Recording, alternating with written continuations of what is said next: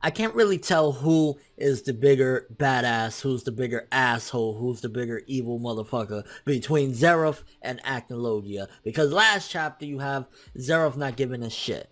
You know, the white Dragneel was there, please, Pop, please, no, what are you doing? And he still, like, get away from me, you scumbag. Like, yo, he did him Dr. Seuss, yeah, right? But then this chapter opens up with Acnologia still stomping out Irene's dead corpse. I'm like, what the fuck are you doing, bro? Like, he's still, and he's laughing. I'm like, these are two sick individuals, I'm not gonna lie, and that's what adds to their, I guess, evilness and makes it look like, yo, these are some serious evil motherfuckers. It's not just a joke. Like, this dude is stomping out what he considers, you know, the mother of dragons, you know, the mother of him or whatever, and he's like, oh, good. Acnologia, you fucking monster. So as I said, the chapter opened up with Irene's dead body being stomped on by Acnologia, and then Acnologia turns his sights to Wendy, and I'm thinking, oh boy, here we go. But of course, I knew something was gonna distract something, because it's not gonna, like, as cool as it would have been maybe Erza jumping in front of Wendy and then Erza getting bodied or something, you know that's not gonna happen. This is fairy tale we're talking about, so something was gonna distract. But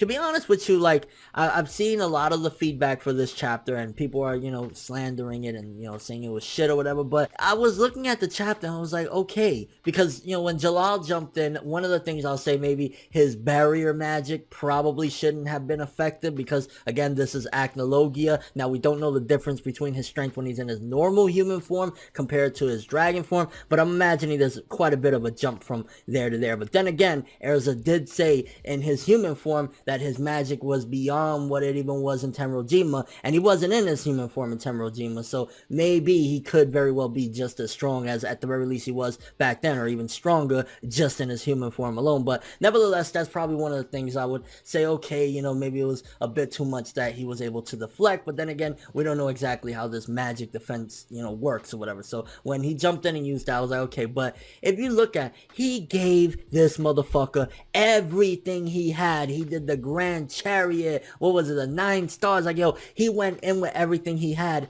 and Acnologia is laughing. Acnologia is there like if it's a joke. So I don't see how him jumping in and doing all this shit and it being ineffective is an ass pull. Now, it'd be different if, you know, Jellal just completely crippled him or beat him or something like that. Then I'd be like, are you kidding me right now? What the fuck is this? But the fact that he was able to essentially just absorb it and say, like, you know, laugh at this motherfucker. No, that was some crazy shit. That's like when Vegeta came in with all the blasts against Cell after Trunks' death, and Cell was like, oh, you thought that was something and it didn't do anything to him. It's like, it's ineffective. And I was like, yes, that's exactly how it should be. Now, it is interesting that he decided to absorb it rather than tank it. So maybe in his human form, he can't take as much damage as he could in his dragon form, because I think in his dragon form, probably he could have just withstood all those blasts, you know, the Grand Chariot and everything, and it probably wouldn't have done shit to him. But maybe in his human form, there is a little bit of a chink in his armor, and he can't just completely, you know, take hit after hit because he'll get bodied. So that's probably why he chose to absorb shit. And then we did get something interesting as well regarding finding out a little bit more about Acnologia in this chapter. The fact that, well, for starters, he can absorb magic, so that's already, like, you know, just similar to the Dragon Slayers and shit. That is going to be interesting. But also, which it was a little bit of a translation error here or there, I'm gonna more so, because it makes more sense for it to say one part instead of another, because in the chapter it said, I am the evil dragon Acnologia, but then there was a side note that said, basically he said Maho, which means I am the magic dragon Acnologia, which makes more sense. Like, we don't need him to say I am the evil dragon Acnologia, because we already know he's evil. But if we find out he's the magic dragon, it's like, oh shit, so he can pretty much get anything that he wants, because we find out in this one he laughs yet again, which throughout all this chapter it just shows how much of on a mountaintop this dude is strength wise in comparison to everybody else. Because it's like, yeah, element, what's that? I don't have no element, bro. I got all sorts of shit. I'm the magic dragon. So essentially, he doesn't have one particular element. He could probably have all the elements or none of it, or it doesn't even matter. So that's probably why he can eat magic like it's nothing, because he has all the elements. There's nothing that is excluded from him. So that's why he can just absorb whatever comes his way, which is even more dangerous. And then I was like, yo, really? Really, right now, I understand trying to go out at least with a fight, not going out without a fight. I was like, okay, but like Wendy there going into her Super Saiyan Rose, her Dragon Force form to go up against Acnologia, I'm like, Are you kidding me right now? You really think you have a fucking slither of hope against this dude? If anything, y'all should have just tried and ran out of there or something. Like, you trying to go Dragon Force, you out of your fucking mind. This dude is the craziest, most strongest motherfucker out there. So I just kind of had a little bit of a like, wow. I mean, I guess that also shows the desperate situation that they're in. The fact that Wendy was just trying anything like, yo, maybe if I just go Dragon Force, maybe it could help the cause. But especially with Erza injured, maybe if you had a full health Erza there, you could possibly think in your mind, I don't know how, but maybe me and Erza might be able to, you know, slow him down or something. But really, girl? And then another part that people were really pissed off about is Ichiya coming in with Christina and the Pegasus group and crashing straight into Acnologia, and people are like,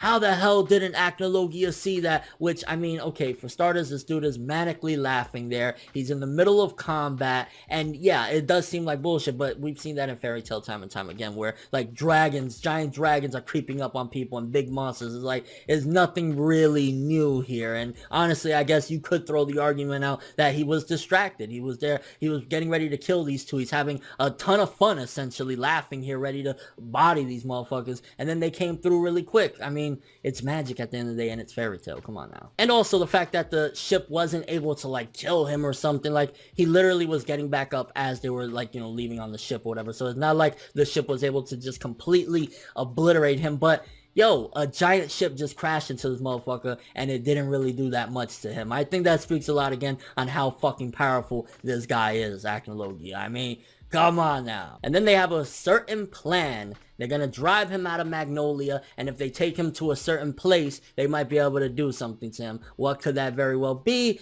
Who knows? Maybe it could be his birthplace where all the dragon blood is. Maybe it could be to a dragon graveyard or something like that, because I think there was something in the trailer of the upcoming Fairy Tail Dragon Cry about a dragon graveyard. Maybe if they take him there, there's some special magic. But the thing everyone's talking about with this chapter of Fairy Tail in particular is the last page. We see some giant tits with a smile, and it has that Heartfilia mouth. And the only two other people, because obviously it's not Lucy, that it could very well be is either Layla Heartfilia or Anna Heartfilia. To me, it would make more sense for it to be Layla, but then she's dressed like Anna, because if I'm not mistaken, that's the clothing or something similar to what Anna Heartfilia has been shown to wear in the past. So I'm betting more that it's Anna, simply because also what would be the purpose of introducing this character only to see her in a couple flashbacks, and that's really it. She didn't have no major impact. So maybe it's Anna Heartfilia. She's been around just as long as Zeref, or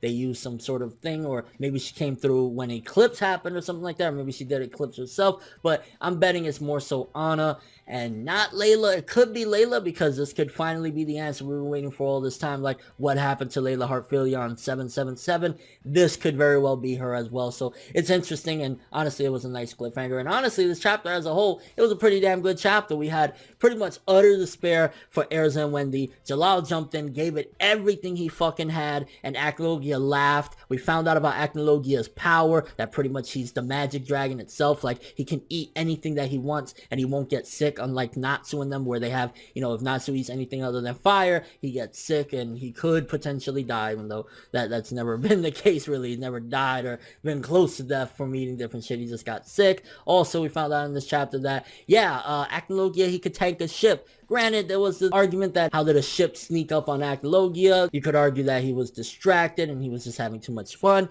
Also, in the end, that final fucking panel, we got to see what seemingly is either Anna Heartfilia or Layla Heartfilia. I'm kind of curious what you guys think about this chapter, though. What did you think about Jellal pretty much giving it everything he had and it being nothing against Acnologia? Also, what do you think about him being the magic dragon? Again, I'm sticking with magic dragon because the evil dragon just sounds silly and like trying to be extra when it's like, we know he's evil. Why would he scream out, I'm the evil dragon? No, he's the magic dragon. You think that's going to play into whatever happens later on? I mean, it's not even that he really needs to eat anything. Like, he can eat people's magic and that's great and all, but like, he's Acnologia. He's super fucking powerful. And what do you think is the strategy that they're trying to use? Where do you think they're trying to lure Acnologia? Could it be a dragon graveyard? Could it be a trap that they've set up? And Anna or Layla, who is that in this ship? I mean, that's kind of the thing that has me the most interested. It's like, which one is it, and why are they here, and how did they get here? It's like so many questions, but I want to say this was an 8 out of 10, a very good chapter. But that's all I have for this one. Thanks for watching. Hope you enjoyed. If you liked anything I had to say or enjoyed the video, drop me a like. I'd greatly appreciate it. And if you want more from me, make sure to subscribe, follow me on Twitter,